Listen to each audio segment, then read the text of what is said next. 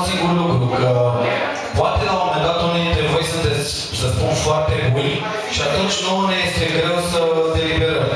Și chiar vreau să vă rog să fiți foarte atenți la ceea ce m-a spus și Marius înainte, pentru că noi ne uităm dacă sunteți prezenți pe scenă, că așa dacă ne-am fi dus cu spatele, probabil că unii dintre voi ar fi luat note mai mari.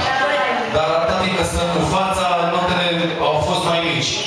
Deci chiar dacă aveți voce bună, cum a spus și el, faceți-ne să simțim ceva, că de-aia suntem aici.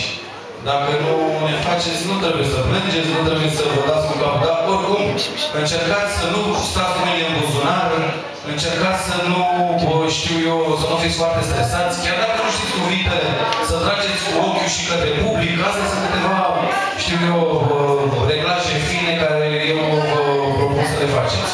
Cam asta am avut de spus. Și cu paranteză mai Marius. Și în o altă ordine de idei.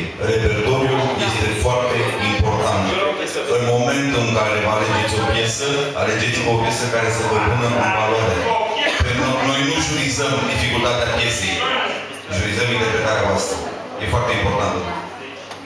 Și dicția contează foarte mult.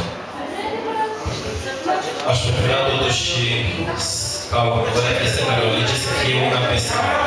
Adică una mai ritmată, pentru că am avut o piesă lentă și una ritmată. De fapt, au fost cam două lente la noi în seara asta. În primul rând, în al doilea rând, vreau o piesă mișcată acum, cât mai ritmată se poate. Vreau să lăsați pe cei de la părățenie să danseze liniștiți și să comunicați cu noi cu ei. Și să fiți cât mai natural și comunicativ, să transmiteți și publicului ceva și chiar și nouă. Baraj.